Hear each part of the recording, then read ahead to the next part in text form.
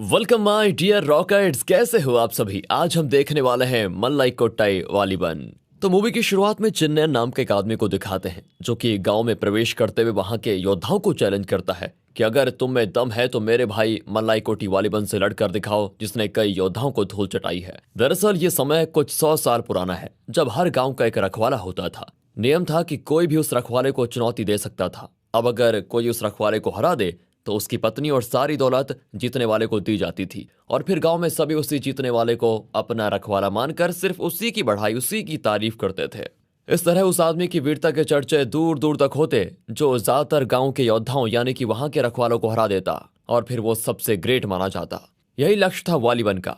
वो पूरे देश में अपना नाम कमाना चाहता था और सबसे बड़ा योद्धा बनना चाहता था, और ये सपना उसे उसके गुरु अय्यनर ने दिखाया था। वालीबन अय्यनर को अपना गुरु और पिता दोनों ही मानता था, क्योंकि उन्होंने वालीबन को बचपन से पाला है। बाकी बात करें चिन्नयन की तो वो अय्यनर का ही बेटा है।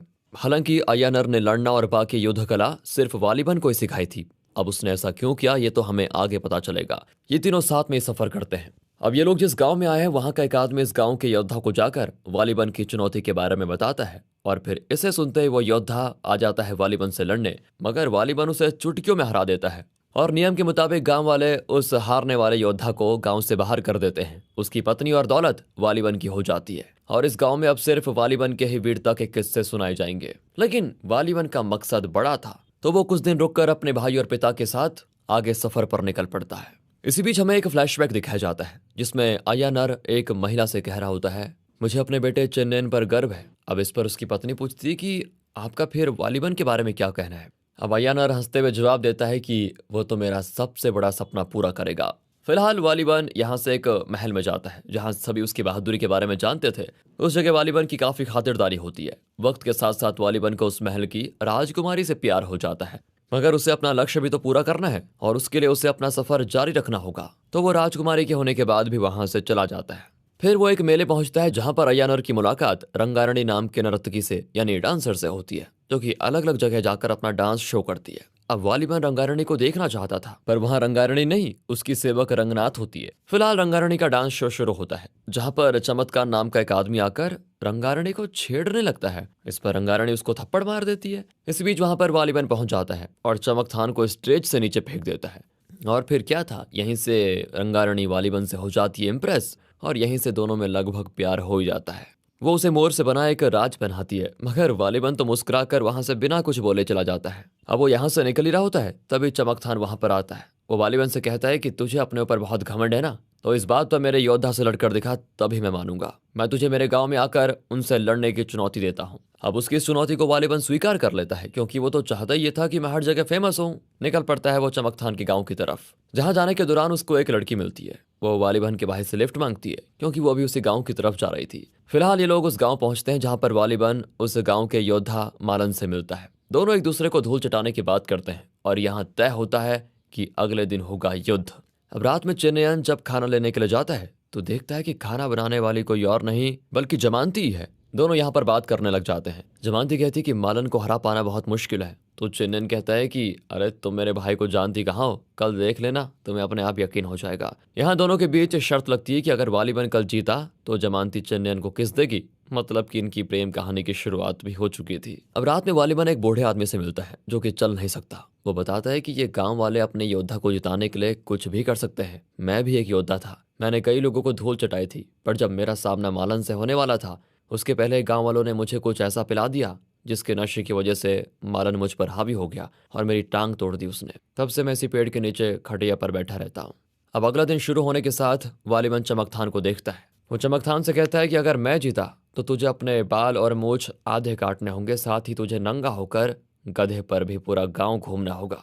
इस शर्त को चमकथान स्वीकार कर लेता है, और इसी के साथ होती है लड़ाई शुरू, जिस दौरान मलान पीछे से वालीबन पर हमला कर देता है, जिससे वालीबन को समझने में देर नहीं लगती कि मलान छल करने में बहुत माहिर है। इसलिए वो बड़ी सावधानी से लड़ना शुरू करता है, और फिर देखते देखते दोनों के बीच काफी खतरनाक लड़ाई होती है। मगर अंत में वालीबन मालन को हरा देता है, पर मालन उसकी आंख में धूल फेंक कर वालीबन को मारने की कोशिश करता है।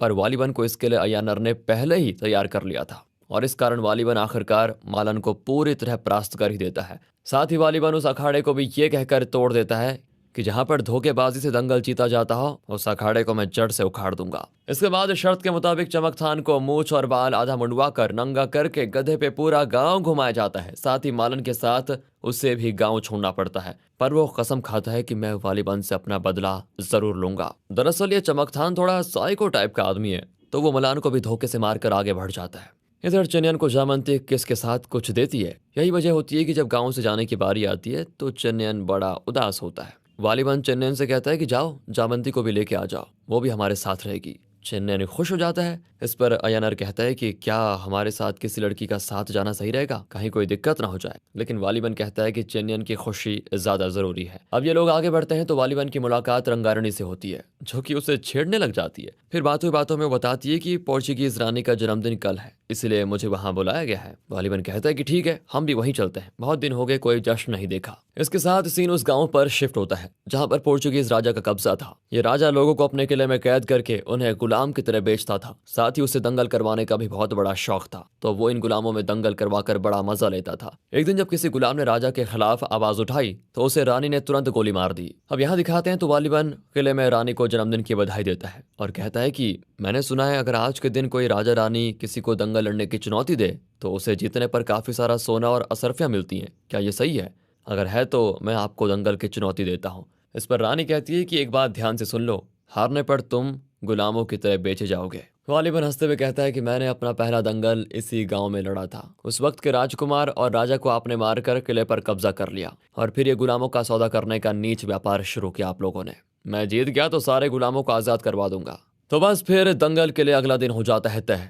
यहाँ चमत्कार भी पहुंच जाता है, जो कि अयनट से कहता है कि मुझे इंसानों की अच्छी समझ है और मैं इतने दावे के साथ कह सकता हूँ कि तुम जरूर कोई राज छिपा फिर रहे हो।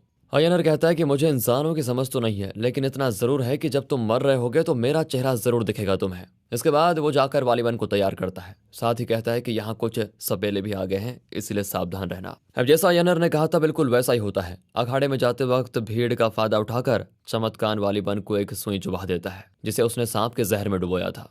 वालिबन से लड़ने के लिए राजा रानी दोनों आते हैं। काफी जोरदार लड़ाई होती है इनके बीच, मगर बीच लड़ाई में वालिबन के ऊपर सांप का जहर असर करना शुरू कर देता है और उसको चक्कर आने लग जाते हैं। इस चीज का फायदा उठाकर राजा और रानी वालिबन पर खूब हावी हो जाते हैं, लेकिन फिर वालिबन खुद को संभालता है और वो रानी को एक तरफ फेंकता है तो राजा का गला दबाकर उसे मारने वाला होता है। इस पॉइंट पर राजा की सेना वालिबन को कैद कर लेती है। मतलब यहाँ पर इस पोर्चुगीज राजा ने धोखा कर दिया। अगले दिन वालिबन को खंबे के जरिए जंजीरों से बांधकर खड़ा कर दिया जाता है और यहाँ रंगारणी अपना डांस कर रही होती है। असल में वालिबन को चमत्कार ने कई सारी असरफियों के बदले खरीद लिया था, पर उसे क्या पता था कि रंगारणी वालिबन से मिली हुई है। उसकी सेवक रंगनाथन सारे गुलामों को आजाद कर देती है और वो सभी मिलकर महल पर बिल्कुल हमला करने के लिए तैयार हो जाते हैं, पर राजा की सेना उनमें से कई लोगों को मार भी देती है। इस पर वालिबन को बहुत गुस्सा आता है और वो जंजीरों के साथ दोनों पिलर्स को भी तोड़ देता है। हालांकि उसे और बाकी सभी गुलामों को सेना घेर लेती है। इस पर ऊपर से बाकी के गुलाम सेना पर पत्थर गिराते हैं। रानी जाकर सारी सेना पर लगातार तोप चलाने लग जाती है। ये देखकर वालिबन दूर से ही तलवार फेंककर रानी का सर धड़ से अलग कर देता है और तोप को खुद संभालता है। फिर वो राजा के साथ मिलकर सारे सैनिकों को मिट्टी में मिला देता है। चमत्कार जिंदा था। वो जब बॉम्ब लेने के लिए कमरे में जाता है तो वहां पर अचानक से जोरदार धमाका होता है, जिससे हमें ये लगता है कि चमत्कार मर गया है। साथ ही गुलामों को वालिबन ने आजाद कर दिया था, तो सभी उसको अपना मसीहा मानने लगते हैं। यहाँ से वालिबन रंगारणी के साथ आगे के सफर पर निकल पड़ता है, जहाँ पर रात में ये लोग जब एक जगह रुकते हैं तो वहाँ रंगारणी वालिबन से अपने दिल की बात बताती है कि मुझे तुमसे प्यार है। वालिबन उसे साफ मना कर देता है, क्योंकि उसका सपना तो कुछ और ही है और वो इन सारी प्यार वाली चीज में शामिल नहीं होना चाहता। उसका जवाब सुनकर रंगारणी उदास हो जाती है और रंगनाथ अपनी मालकिन की उदासी देख नहीं सकती थी। वो पता लगाने में लग जाती है कि आखिर वालिबन ने क्यों रंगारणी को मना किया। ये सभी लोग अब एक फेस्टिवल में शामिल होने के लिए रुक जाते हैं, जहाँ पर रंगनाथन देखती है कि जामंती वालिबन के साथ ज्यादा रहती है। उसे शक होता है कि वालिबन अपने भाई की पत्नी से कहीं प्यार तो नहीं करता, और ये बात वो रंगारणी को बताती है, जिसे विश्वास नहीं होता तो वो भी जामंती और वालिबन पर नजर बनाना शुरू कर देती है। दरअसल जामंती वालिबन को अपने बड़े भाई की तरह मानती थी और उससे अपने मन की हर बात बताती थी। वो वालिबन से बताती कि भैया मैं चिनियन के बच्चे की माँ बनने वाली हूँ, और ये सुनकर वालिबन खुश हो जाता है। इस बात को सबसे पहले जामंती ने वालिबन से बताया था। वालिबन कहता है कि मैं इस बच्चे को अपनी तरह एक योद्धा बनाऊंगा, और यहाँ शोर की वजह से इनकी आधी बात रंगारणी सुन पाती है और उसे ये समझ में आता है कि जामंती के पेट में वालिबन का बच्चा है, इसलिए जामंती वालिबन को ही बता रही है। अब इस बारे में वो अपने सेवक रंगनाथन से कहती है। रंगनाथन जाकर चिन्नियन के कान भर देती है। वो नशे में था और बिना सोचे समझे गुस्से में अपने भाई की तरफ जाता है। इधर त्योहार के बीच में जामंती और वालीबान भीड़ में एंजॉय कर रहे होते हैं, जहाँ पर सभी लोगों ने मास्क लगाए होते हैं। इन्हीं लोगों में चमत्कार भी शामिल होता है, जिसका आधा चेहरा उस बम धमाके में जल गया था। यानी कि वो मरा तो नहीं, असल में यहाँ पर वो अपना बदला लेने आया था। तभी वालीबान को उसके यहाँ होने का एहसास हो जाता है। अब वो जामंती के पास पहुंचता है तो पता चलता है जामंती को किसी ने बुरी तरह मार दिया है। वो एक मास्क वाले शख्स का पीछा करता है। उसे चमत्कार सोचकर वालीबान उसे मार देता है, पर वो देखता है कि वो चमत्कार नहीं बल्कि उसका भाई चेन्नन था। चेन्नन ने ही जामंती की जान ली थी और ये देखकर चमत्कार खुश होकर वहां से भाग जाता है। असल में दोस्तों, जैसा कि आपको पता है कि वालीबान अय्यनार का अपना बेटा नहीं था। अय्यनार से पूछने पर वालीबान को पता चलता है कि एक बार किसी गांव में डकैतों ने हमला किया और सारे गांव वालों को मार दिया। वहां पर जब अय्यनार गया तो उसको एक बच्चा मिला जो कि बहुत रो रहा था और अपनी मरी हुई माँ के साथ वो लाशों के बीच था। फिर अय्यनार ने उसको अपने बेटे की तरह पाला, उसे युद्ध कला सब कुछ सिखाया। पर आज उसी ने अय्यनार के बेटे को मार दिया, यानी कि वालीबान ने चिन्नयन को मार दिया। अब वो भी कसम खाता है कि मैं तुमसे अपना बदला जरूर लूंगा। वालीबान उसे समझाने की कोशिश करता है कि देखिए ये मैंने जानबूझकर नहीं किया, लेकिन अय्यनार कहता है मैं तुम्हें छोड़ूंगा नहीं। कुछ वक्त के बाद अय्यनार की मुलाकात चमत्कार से होती है, जिससे अय्यनार ड्रिंक ऑफर करता है। चमत्कार दोबारा अय्यनार से पूछता है कि आखिर तुम अपने दिल में कौन सा राज छिपाए हुए घूम रहे हो।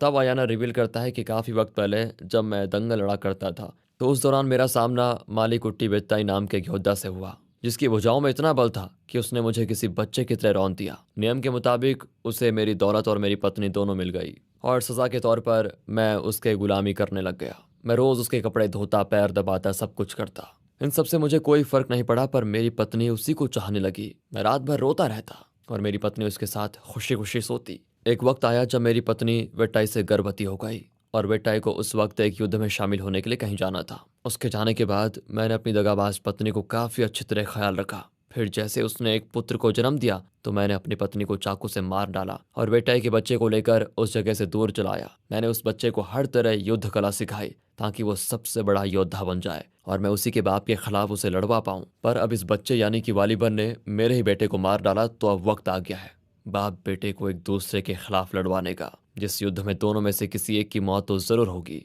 अब ये सच्चाई जानकर चमत्कार कहता है कि मुझसे ज्यादा जहरीला तो तू है अय्यनार, क्यों ना हम दोनों एक हो जाएं। अय्यनार कहता है कि मुझे तेरी कोई जरूरत नहीं है। असल में जो ड्रिंक चमत्कार को पीने को दी गई थी उसमें जहर था। चमत्कार मरने से पहले अय्यनार का चेहरा देखता है और फिर अय्यनार आखिरी बार जाकर वालीबान से मिलता है। वो कहता है कि मैं तुम्हारे लिए एक ऐसा योद्धा ढूंढ कर लाऊंगा जो तुम्हें मारकर मेरा बदला ले पाए।